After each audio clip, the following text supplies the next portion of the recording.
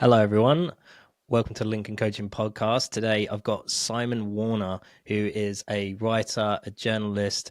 He was a lecturer at University of Leeds until 2016 in popular world music. He was also a rock reviewer at The Guardian. He is an author for Text and Drugs and Rock and Roll and Kerouac on Record, and has also done a number of radio broadcasts. So, Simon, it's a pleasure to have you on. How are you doing? Chris, it's great to be here with you. I'm doing just fine. It's really kind of cold in Yorkshire today, where I live, but I'm doing well. Thank you. Tell everyone about what you do and what you've been doing. Okay, well, I've spent my working life, my professional life, with two phases really. I was a journalist with various newspapers during the first half of my working days. The next half saw me switch and become a university lecturer. As you say, I taught popular music as an academic subject at Leeds, where you studied with me, Chris. And so I have been both writer and teacher. And since I stopped lecturing at Leeds, I decided to retire from that world. I've continued to write, and that's what I see myself as today. I'm particularly interested in the way a number of American writers, figures some of your listeners may have come across, like Jack Kerouac and William Burroughs, who made links with the rock world. I'm interested in that overlap between the literary and the musical. How writers can influence lyricists or songwriting, and there are all sorts of connections, political, social, cultural, that I tried to bring into play and still do through a website that I call Rock and the Beat Generation, which is fairly self-explanatory. Those Beat Generation writers I've mentioned, and a whole bunch of rock artists, from Dylan to Patti Smith to Tom Waits to Sonic Youth. There are all sorts of artists who've tapped into that energy, and I tried to teach that topic for quite a number of years. How did rock and roll start for you? Well, that's a good question. I suppose someone of my vintage, it's inevitable that the Beatles in the 1960s absolutely set so many young imaginations alight. I mean, I was 6 or 7 years of age when the Beatles happened. And of course, teenagers were absolutely clinging to every sound they made. But I remember the excitement of the Beatles being around. I mean, to offer a bit of background, until the early 1960s, America absolutely dominated the world of entertainment, whether it was movies or television or music. They were the kings. They ruled the roost. And the Beatles in 1962, 1963 had the audacity to prove that they were just as good as Elvis Presley or Frank Sinatra or Billie Holiday or whoever it might have been. That these working class, lower middle class lads came along, and they not only made music that was amazing, but they had fantastic personalities, and they also spoke in their own accent. They didn't have to speak the King's English. They spoke as Scousers, as Liverpudlians. And I remember when I was 6 years of age, you'll spot now I wear spectacles. I have worn them all my life. My mother said to me that I've been so good about having to take on the spectacle thing that she would buy me a record because I've been so good, which was nice. And she and we went into listening booths in a record shop, which used to exist. They don't exist anymore. Do record shops exist? They do to some small degree. But record shops in the early 60s were a big thing. And we listened to Not Fade Away by the Rolling Stones and She Loves You by the Beatles.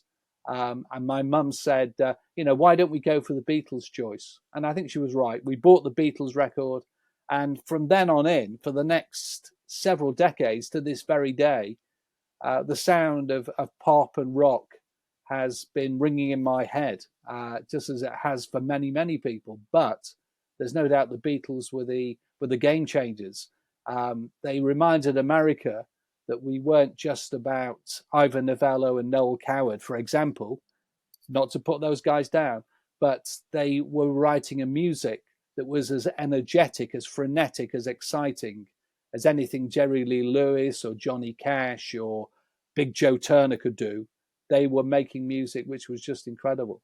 And so I think they they changed the playing field for me and for several generations of Britons.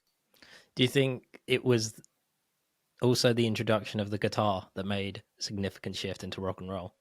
It was indeed. I mean, the guitar had been an instrument that existed, I'm saying, from probably early medieval times in terms of lutes and mandolins and so on. But the guitar, as it emerged in the late 19th century, early 20th century, became an instrument of certainly the black community in America, the post-slavery blues singers and so on. But in the 1930s, and it was as late as that, it was the 1930s before anyone began to perfect an electric guitar. Figures like Les Paul and so on were working on electrifying the instrument.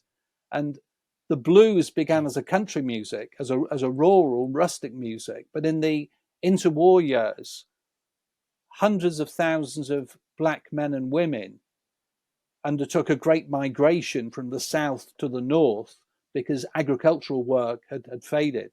And they moved to the cities of Chicago and other cities like Cleveland, Philadelphia. And they picked up a guitar which was not just full of potential as an instrument, but they could plug it in as well.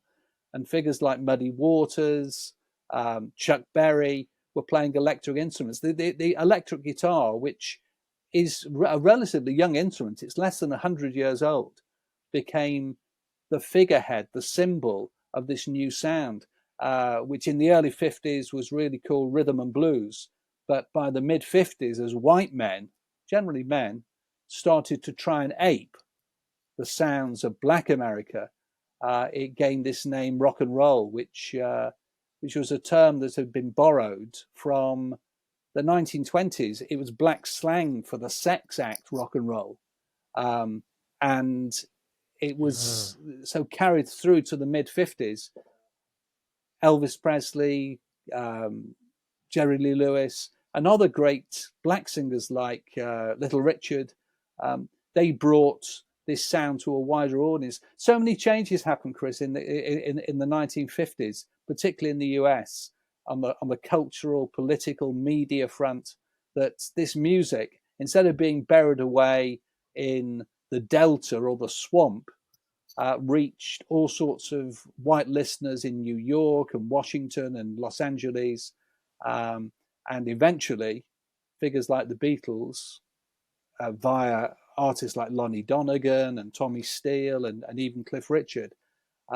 These American sounds reached the shores of Britain too, and the Beatles then sold the coals back to Newcastle by turning up there in February 1964, and the British invasion began. So there are so many, interesting social and cultural exchanges happening at the time that we continue as listeners to benefit from today. Absolutely, and I'm really glad you mentioned some of those names, because it's certainly when I think about the birth of rock and roll, I think about like Muddy Waters and Chuck Berry, and of course that very notable scene in Back to the Future where Marty McFly is jumping around the stage playing Johnny Be Good.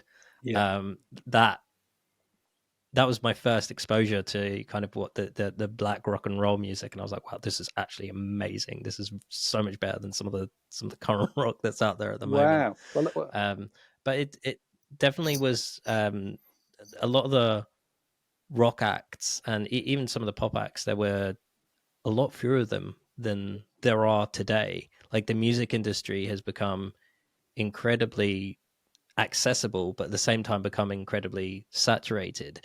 And I imagine, and you can correct me on this, but in like the 1920s, to make it as a successful musician is very different from what you'd need to bring to the table to make it as a successful musician in 2023. Am I right in saying that? Well, yes. I mean, the 100 years between artists starting to record the sort of music we're talking about, the first jazz record 1917, the first blues record 1920, it's only 100 years ago.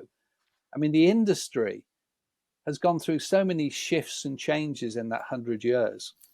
In fact, Elvis Costello made this comment a little while ago, very good British singer-songwriter. He said he was lucky to fall between that moment when all an artist earned for a hit song was a Cadillac. The manager would buy the artist a car. And then that moment where music was just given away for free through streaming services. Costello was in that golden era between about 1965 and 2000, where you could actually earn good money from writing great songs. Whereas in 1920, blues artists were getting pennies for recording their records. Today, artists again are earning pennies, almost literally. If they have 1 million or 100,000 Spotify hits or whatever it is, they're earning almost pennies or cents for what they do. That amazing period where the Brill Building in New York with figures like Goffin and Jerry Goffin and Carole King, and the Holland-Dozier Holland at Motown, Bacharach and David, Lennon, McCartney, all these great songwriters of the 60s and 70s, they made a deserved amount for their art. Today, if you're a young musician, it's very hard to carve out a living from that product we're so hungry for. We want to hear music all the time, most of us. And it's now quite hard through the streaming systems and the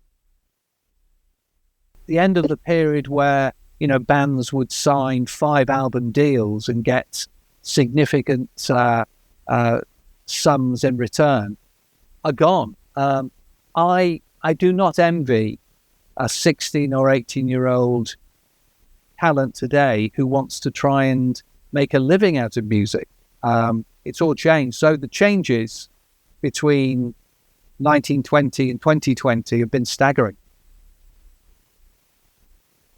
It's almost like, because music has become so accessible and being an artist is the easiest it's ever been to upload your music. Yes. It's easier to learn an instrument now because of the resources and things like apps that you can get on your phone that can teach you quite a bit. I remember when I first picked up a guitar, if your tuner broke, oh my god, that was so annoying. The guitar tuner, I'd have to go to like the old town, and they were closed on a Sunday, so like it would literally have to be a Saturday. It was the only day I could go and get a replacement tuner, and then that would be 20 quid. Yes. Another 20 quid, okay. Whereas now you can literally get a tuner on your phone. You get like so many tools and so many ways that can help you sound good and learn well, but it's come at a cost, hasn't it? It's come at a cost that, because it is so easy to do. Exactly. I mean, to talk about ease of making music, quite apart from learning instruments and so on, which is still part of the process, there was a time, of course, when you had to go into recording studios and spend significant amounts of money an hour. You can probably remember days, can you, do you remember going into recording studios where you had to pay X amount of money? 100%. How much might you have had to pay when you were a young musician to go into a recording studio? £100 an hour. I mean, if you were in London, it was definitely around that rate. Where I was living, it was a bit cheaper. It was more like £20 to £30 an hour. Even for like my age and the economy I was growing up in, that was insanely expensive. So that is the equivalent of like if you were living in London, it was £100 an hour. For like someone like me, that was an incredible amount of money. That's right. And you would like be sweating, worrying about those last 20 minutes, trying to get like those final takes in, and be like, oh, I messed up a vocal line, I need to like redo that. Right. So it was really high pressure because it was so expensive to do. But yeah, absolutely. Whereas now, I mean, I'm not absolutely sure how much a laptop costs, but for £300 or £400, you can buy a laptop. You can add the software easily, and in your bedroom, you've got the full, whether it's Cubase or GarageBand or whatever it is, you've got the full range of studio tools that young musicians had to pay a small fortune to gain access to. So it's become a very democratic... Do you think that's a contributor? It's a massive contributor. If, because you were making such significant sacrifices and significant commitments as a musician 30, 40 years ago, that drove you a lot more to be successful in that field. But now, because things have become a little bit easier and more accessible, it's easier to switch to something else, or it's easier to not do as with as much level of commitment and motivation. I mean, that's a very interesting question. That sort of sense that to become an accomplished rock or jazz or pop musician on drums or bass or guitar, took years and years of effort and striving. To record a record took a lot of effort to get it right. I suppose there is a sense today that almost anyone can do it who wants to, but I think it leads to a flooding of the market with more mediocre material. We're in such competitive times. It's very hard to come up with a clear analysis of where we stand there. The opportunities are massive. Making the music is relatively straightforward, especially in an age where that sort of electro pop, which comes out of America and the UK in great quantities and fills the charts with reasonably appealing but almost instantly forgettable sounds. I don't think the records that people are making today will still be listened to in 6 weeks' time, never mind 60 years' time. So I think there's something instant. I've always liked that aspect of popular music, that it's something instant and ephemeral. But I don't think we're making music today that's going to have a very long shelf life. When we think about, the Beatles... Interesting. The Beatles releasing or re-releasing their blue and red greatest hits albums in the last few weeks with Now and Then, the new single, as a kind of hook. People are still going to buy that music because it's got a shelf life, it's got a substance, it's got a meaning that will last for many, many decades. Whereas I think pop music today can be a wonderful thing, but I think it's going to have much less staying power. Does that make it better or worse? I mean, I don't know what you think about that.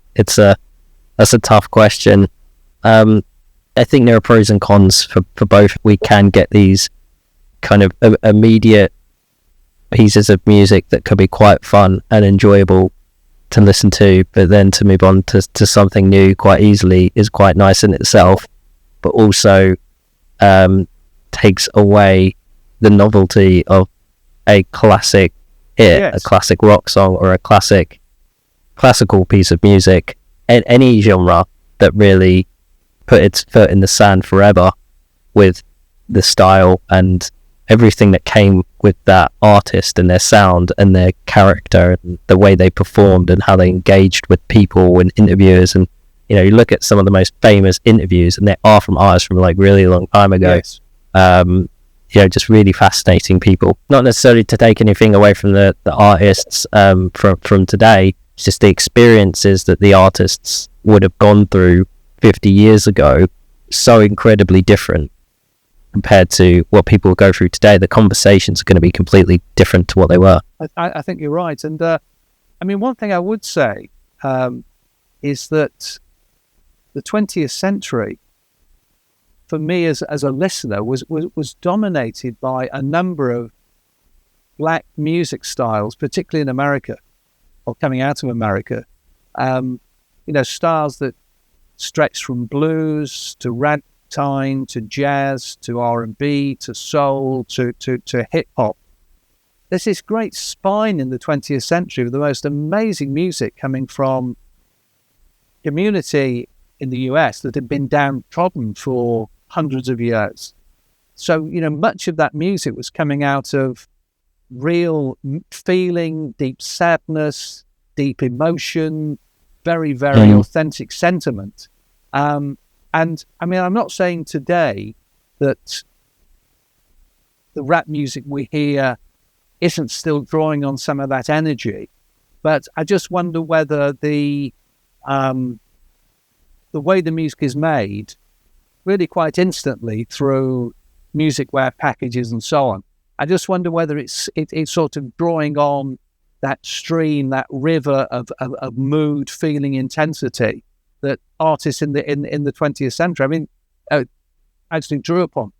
I must say, that figures like the Beatles owed such a debt to African American music.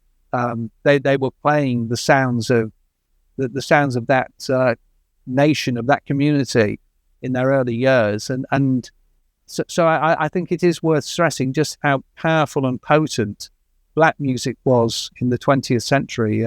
I was just so impressed by the different styles, the different genres that were created by people who happened to have that colour of skin, that extraordinary history behind. I think I remember reading this, or it might have been in a lecture where we talked about the 3 most influential artists of rock all time, and tell me if your mind has changed on this, because it may have been you who said this, or it may have been someone else. I remember, it was at the time it was Elvis.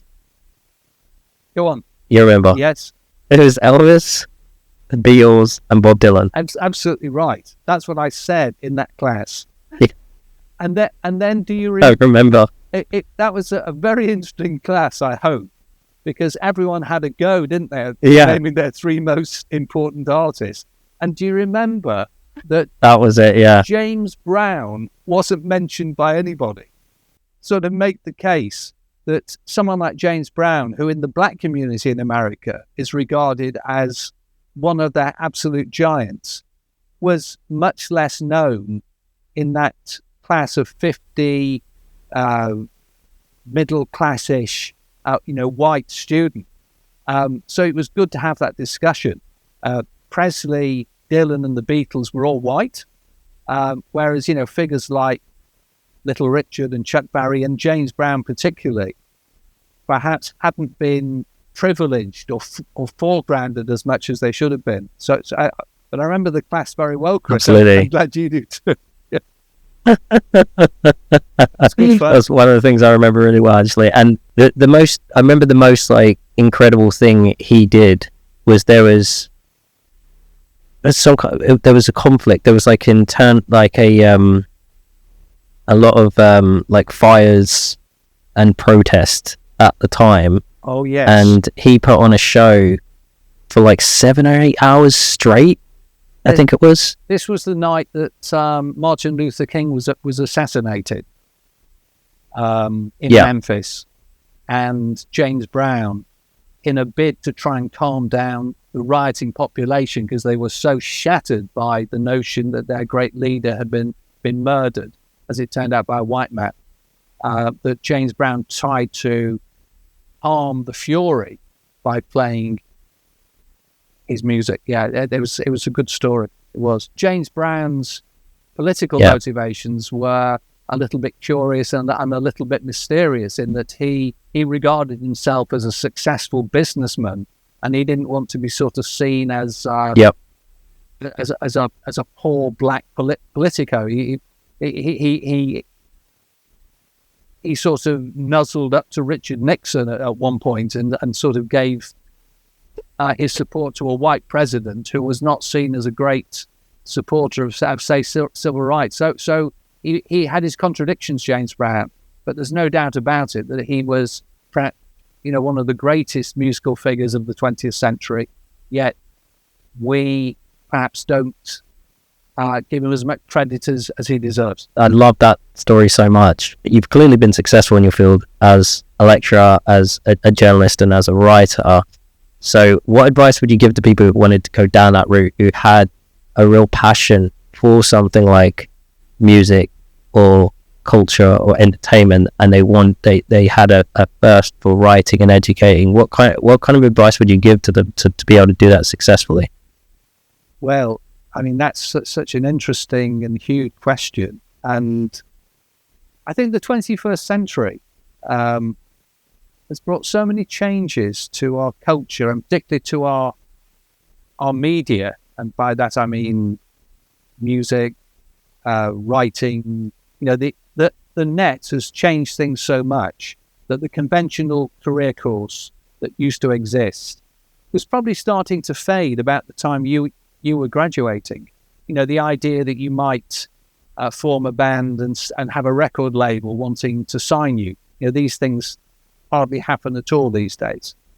You were a writer who thought you might have something to say.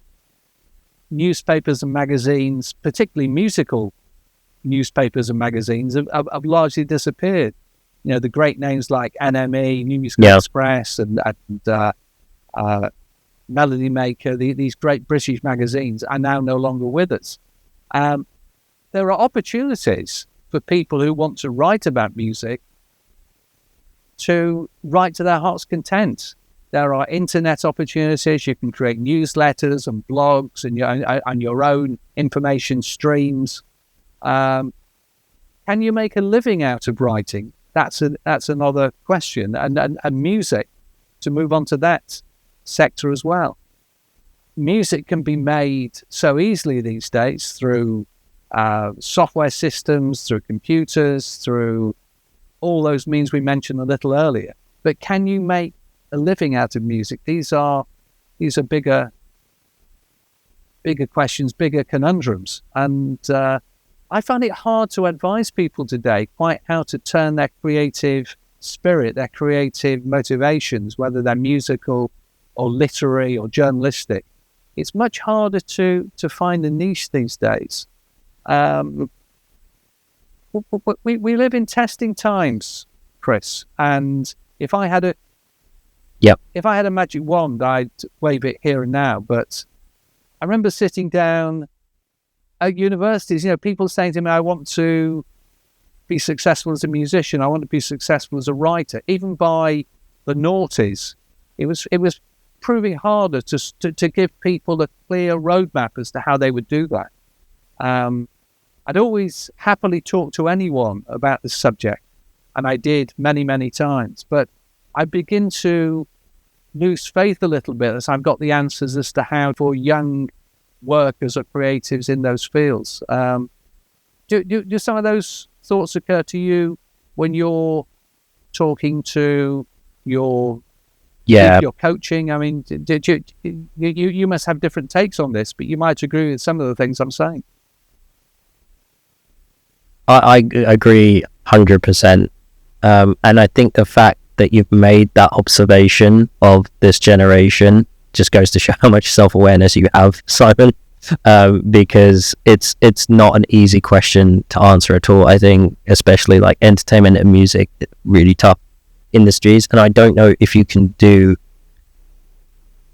I mean, me and Colette were talking about this because she was saying how she could pull up TikTok or Instagram and there'll be people who are like infinitely more skilled or talented than she is, but they just haven't met the right person at the right time. Yes. And I think networking is probably one of the number one things I would say that you need to do really well as a writer. Whereas like back in the day, you could just be quite a recluse and be in your cave and do some amazing writing, and then people would see it. But this is incredible. I think that's more difficult to do now because of all the noise and all the content that's out there. You really have to know the right people or build communities and build relationships with people who can give you those opportunities to be published in the right places and to reach the right audiences and to access the right tools and instruments that you need to be successful. I'd say that's a key thing that's probably changed from before. I think relationships have always mattered, but I think that now more than ever, those relationships and those networks, to cross those bridges more than we ever have in the past. I think you're absolutely right. It's a really difficult question to answer. It's definitely not the same answer it was 50 years ago. I mean, you just had to be a really good writer and work hard. Go on, sorry. Or a good musician or whatever. But I mean, I'm very impressed. With someone like you and your LinkedIn presence. I mean, clearly LinkedIn remains a very important platform for connecting across the professional world. Definitely. And I only keep half an eye on it, but I suppose you're making those connections and relationships through a platform like LinkedIn. Would you say is that the best way to get your name out there and your skill out there? I think LinkedIn is a fantastic place to build your personal brand and your name and what you're offering to the world. If I meet someone now and they're talking about their profession, I'm talking about my profession, and we add each other on LinkedIn, we can really find out what each other's really interested in and what kind of credibility we have, and that can lead to a better relationship. And so obviously if you see someone on LinkedIn who's got like 2 connections and maybe hasn't been in that particular field for very long, it doesn't stand as well as someone who's been, say, like if you had on your LinkedIn profile where you've been doing it, decades, they'd be like, this guy knows how to write about music. We need someone to write right now. This is the perfect guy to speak with. So I think it gives you a lot in terms of credibility. It gives you a lot of access to other people, and kind of like Instagram, it allows you to kind of shape the way that you want people to see you as well. They're not going to see the mistakes and the failures that you've necessarily made along the way. They're going to see the headlines, right? So it is a marketing tool in a way as well.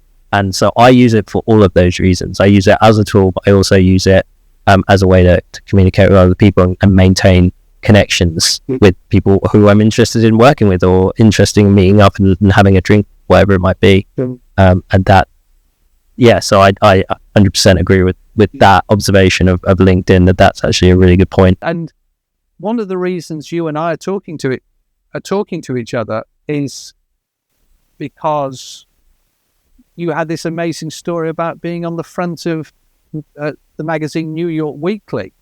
There it was in LinkedIn. I thought, I'd half kept up with you for a number of years, but when I saw that, it leapt out like an amazing revelation. And all I can say is congratulations on achieving that. You. But it's an indication of how LinkedIn can not only connect you with new people, but connect you with some of your older friends as well. It's a powerful tool, and I think you're using it well, Chris. Thank you very much. I see it as a tool, and I have learned how to use it really well. And I think back to your point, if you think about it, Facebook was a massive phenomenon during the decade before LinkedIn really took off. And so people were absolutely obsessed with creating relationships on Facebook and meeting people via Facebook and updating their Facebook, right? And then obviously they were going to grow up, and then LinkedIn was almost like the professional version, the grown-up, mature version of Facebook. Yeah. So it was like this market of people who'd grown up building connections online through this social media platform, had kind of like grown out of Facebook and grown into LinkedIn. So it was almost like this perfect opportunity for a funnel of people who were looking for something much of the same, but in a different environment of more mature professional people.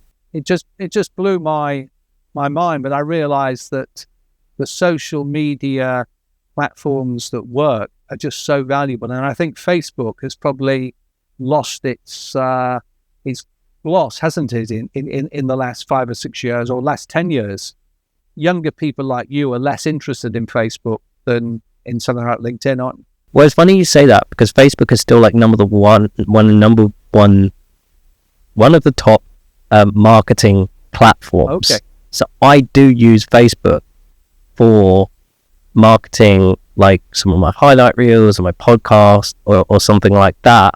but I would not use it for having a conversation or making a connection with anyone. Okay. I literally just use it for that. And so I agree with you. I think it's lost its mojo as a social media tool in terms of connecting people, and it's become more of a marketing tool than anything else. Okay. So, and to be honest with you, I have no idea how the younger generation uses it. I deleted my Facebook. I didn't really use it. I was like, this is not really like, I don't use this anymore. There's no point in it. When I started studying marketing and then saw that Facebook was one of the top 3 tools to market your materials, I was like, okay, I better go and create a Facebook account again because I don't want to miss out on that. And it has brought me some engagement and some business. So it's definitely was worthwhile, like learning that and going back into it. But if it wasn't that, I definitely wouldn't have even bothered. I want to ask one last question, if that's okay with you. That's great. Who helped you and who have you helped? Crikey. Who helped me? Well, I suppose I was lucky enough to have parents. When I said to my parents as a 10-year-old, I want to be a writer, they tried their best to help me become that. I think they were as important as anybody. I think also I had an English teacher who I still see today. I still see her socially, who was very good at making me feel as if I had something worthwhile to offer as a person with words. Who have I helped? Well, I hope that the hundreds of students who came under my wing between 94 and 2016, I'm not saying I helped them all, but if I helped 10% of them to feel better about themselves, to feel as if understanding culture and society was a part of understanding life, who saw that something like popular music was a form of expression that could be fitted into a wider social picture, a socio-economic picture, then I think I've probably imparted some reasonable ideas there. And from the responses I still get, either through social media or through personal contact, I get a feeling that quite a few individuals valued that time and energy I put into them. And you're one of those people, Chris, and I'm really proud that you've gone on to do interesting things, and to have this sort of chat with you all these years on is really exciting for me. Thank you so much for coming on the show, and thank you so much for saying those wonderful things, Simon. I really appreciate it. You definitely helped me. You were a role model when I was growing up as one of the smartest and kindest people I've ever met. So you obviously made a difference, and I know that I speak for many of the students who attended those classes who saw you in the same way. So it goes both ways. So I'm glad that you're able to help us, and we can obviously continue to help others, and that's what this show is pretty much all about. Thank you so much for taking the time, Simon, for coming on and talking about your expertise in music, because it's been absolutely enlightening and really fun. I wish we had more time, and perhaps we'll pick up the conversation in another podcast, because we didn't even get to touch on Kerouac, and we definitely should talk about Kerouac. But yeah, thank you very much. Thank you, Chris. It's been a pleasure.